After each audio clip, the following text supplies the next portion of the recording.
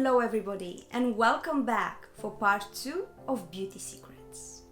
If you are new here and you just randomly click on this video, I would like to say to you, you're most welcome on my channel.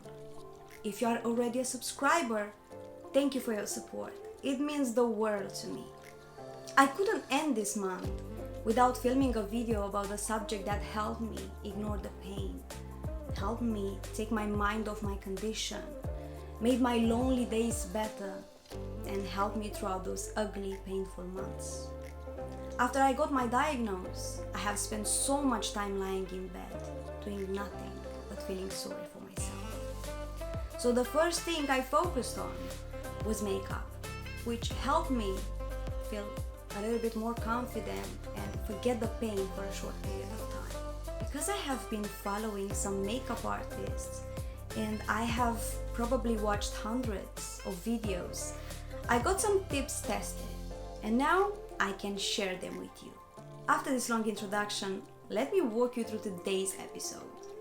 This is part 2 of Beauty Secrets, where I will share some tips about foundation, concealer, contouring, powder, bronzer, blush, highlighter, mascara, eyebrow, and lips products. I would add into the mix some quick tips about brushes, expiration date of the products, and I will show you some of the products I use as well. It's going to be fun, so let's get started. Lately, I have invested more in skincare products than makeup products. But this is not a problem because I need to finish some of my products before I buy new ones. First on the list is foundation. Throughout these years, I have used high-end products as well as drugstore products. Since forever, I love the good foundation and I do invest in good ones. Currently, I'm using these three, which I mix because of the colors and the textures. They are different. So this is Anastasia Beverly Hills, this is Atelier Paris, and this is Dior. Speaking about texture, the next foundation that I will buy, it will be a mineral one because I heard so many good things about them and I was told they are quite creamy and generally look like skin, which I love. Most people are looking to find in a foundation things like coverage and to be a long-lasting one. Well, in order for a foundation to last, you have to first use less skincare products. Then you can pay attention to the texture. If you are using water-based skincare, then use water-based foundation. If you are using silicone-based skincare, then use silicone-based foundation. The same for oil-based skincare, which works best with oil-based foundation. I like to apply my foundation with beauty sponge, which helps me to press the foundation into the skin. But bear in mind that it also removes product because the sponge will suck the product inside. One of the most challenging parts for me was to prevent foundation from migrating from my nose. The best tip I found for this inconvenience was to apply primer on bare skin, on the nose only, and then foundation. There are so many techniques when it comes to application, but the one that works for you, it's the best. I used to apply foundation with a brush, but I didn't like the finish. The same applies for fingers. And now I love using the beauty sponge. Second on my list is concealer. Concealer can change your whole look. Basically, it's like foundation, but with a thicker formula, so you can apply it everywhere. Personally, I don't use that much, but when I had first heard about this product, I believed a lighter color will save us all, which was wrong. Don't try to use light concealer to hide dark circles. Try something peachy instead. Where can we apply concealer? The answer is everywhere. We can use concealer as foundation or on specific areas that need some extra care, like inner corner of the eye, to create a sharp lip, to create perfect eyebrows, or to create a lifting effect. The most common issue of this product is that it creases under the eyes. So I have got some tips for you. Tip number 1. Hydrate the area underneath the eye. Then apply liquid primer, then apply concealer, followed by powder to fix the product. Tip number 2. If your concealer is slightly moving throughout the day, then apply some setting spray on the powder puff and press it on the skin. Tip number 3. If you just want to make your concealer stay and look natural, fix it with powder. Tip number 4.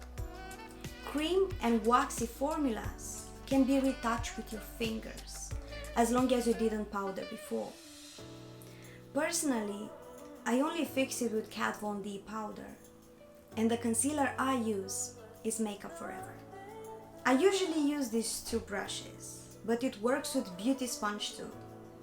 Well, I forgot to mention that creamy concealers are creasing more than the liquid ones.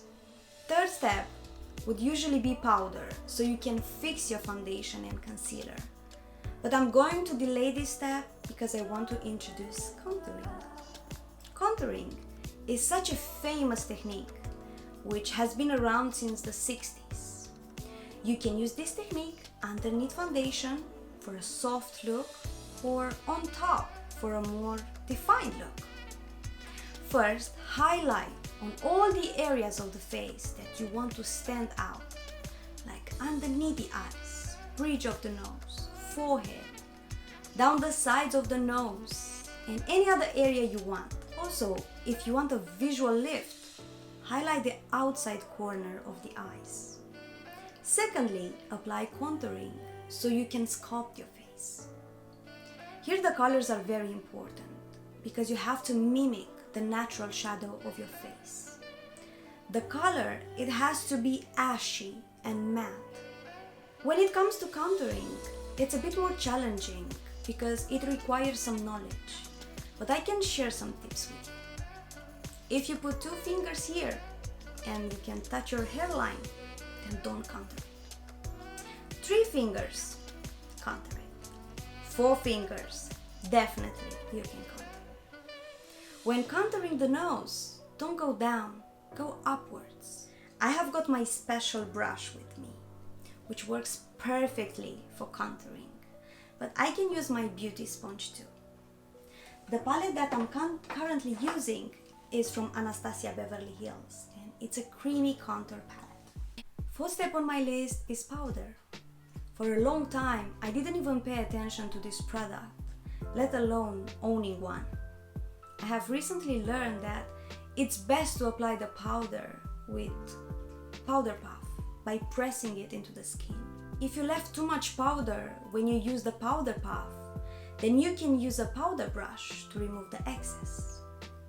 Also, if you don't have a powder puff and you are using a brush, then roll the brush, don't rub it. The product that I use is from Kat Von D, which I like, and I use it mainly for underneath the eye area.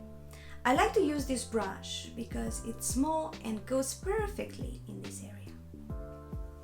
5th step is bronzing. I love this step. It's supposed to give you that bronzing, healthy skin, sun-kissed skin.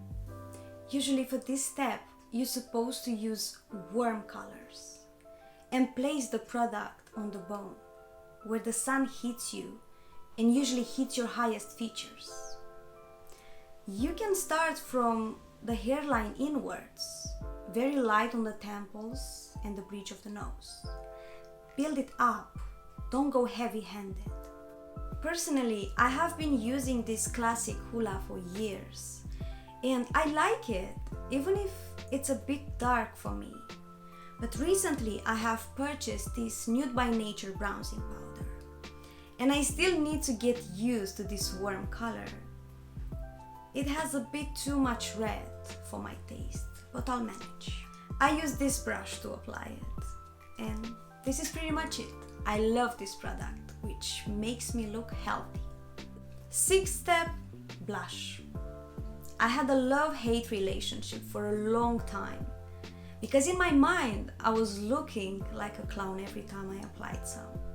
But I ended up looking ill when I didn't apply any. So I had to learn how to use it.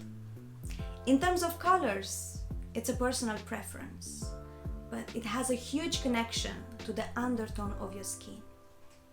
There are so many formulas out there: liquid, powder, cream.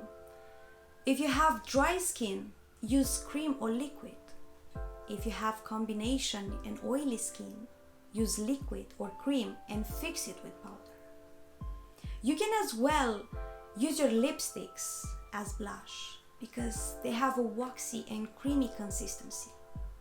You can apply the creamy ones with your fingers, beauty sponge or brush. Personally, I have these two brushes which I use, and they're both angled brushes.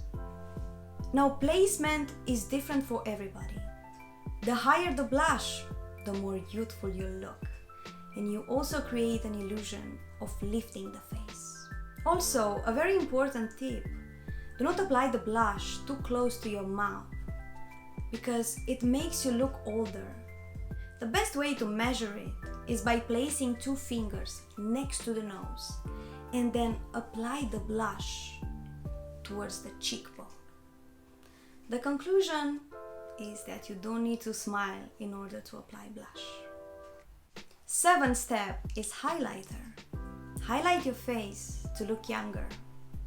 Once you get older, you want to keep the youthful look as long as you can. And the best places to use a decent amount of highlighter are above the eyebrows, the temples, the chin, outside corner of the eyes, and there are some other places, but that's a bit more complicated and I'm not going to talk about, because if you make a mistake, you emphasize what you don't want instead. If you are looking for a natural look or you're getting older, use a liquid highlighter, especially if you have more wrinkles. I would recommend to apply the liquid ones with a beauty sponge, very gentle application, and a powder or a creamy one with brushes. These are two brushes which are pretty similar. The Real Technique one is amazing. It does the job and you don't need anything else. The next step is applying and choosing eyeshadows. But I don't want to stop on this point because there are too many techniques and I cannot pick one. The best secret to me is to invest in good detail brushes and blend the products very, very well. These are my brushes, which I like to use for my makeup, my eye makeup. After I finish the eye makeup, I like to add some mascara because mascara can really transform our eyes. And the best tip is to coat the lashes from the root. Also, when your brush is overloaded with product, your lashes look heavy. Therefore, because you don't need all that mascara on the brush, wipe it off. Also, do not rub the mascara like this, because you make room for the air to go inside and the product will dry. Rub the brush instead, like this. I like the Bad Girl from Benefit because the brush is tiny, and I also like to keep my old one to brush them after so they don't look too heavy and overloaded. Next step, eyebrows. This step is important, I'm not going to lie. I have got my own brows, thank God, but they need some attention because some hair is missing. We need to understand that when we buy an eyebrow product, we work with the skin in between the eyebrows, and the color must match the color of our natural brows. There are so many products out there, and I'm sure there is something for everybody. As an example, when you use a powder, you're actually creating a shadow, and you have to brush the eyebrow before applying any makeup product. During this pandemic, I decided to let mine grow, and I bought some stencils from Anastasia Beverly Hills so I can shape them myself. I believe it's a good investment if you want to do it yourself. Personally, I use products from Anastasia, Glossier and Milk. I have this Brow Wiz from Anastasia, I have this Brow Flick from Glossier, and I have got this Clear Brow Gel from Milk. As well, I'm using this brush from Anastasia. This is 7B. Last step, lips. I like to slightly overline my lips, just a little bit. And I like to start by applying some lip liner because it prevents lipstick from migrating and it defines your lips as well. Because it has a waxy consistency, it will last longer. And this is why sometimes I use it as lipstick. I have got 3 lip liners here, which I love, and they serve me as lipsticks as well. Also, when I use lipstick, I like to apply a small quantity, and I use a brush like this to spread it out. I am a fan of lip glosses. I have got here my favorites from Fenty, which I love. These are the products that I use for my looks, and I hope you have learned something new. Also, I like to use products for more than one specific thing. I can use blush, as eyeshadow, and if it's a creamy one, as lipstick. I like to be creative. Now, I want to slightly touch a sensitive subject about makeup becoming toxic. Your body absorbs so many chemicals through your cosmetic products. So we need to keep an eye to the expiration date of the products. So, from the moment you open the following products, you can use them for a short period.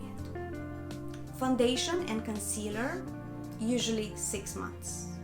Mascara, between 2 and 6 months. Blush, between 12 and 18 months. Lipstick, more or less 18 months. Eyeshadow, 12 months. Eyeliner, 12 months. Lip glosses, between 18 and 24 months.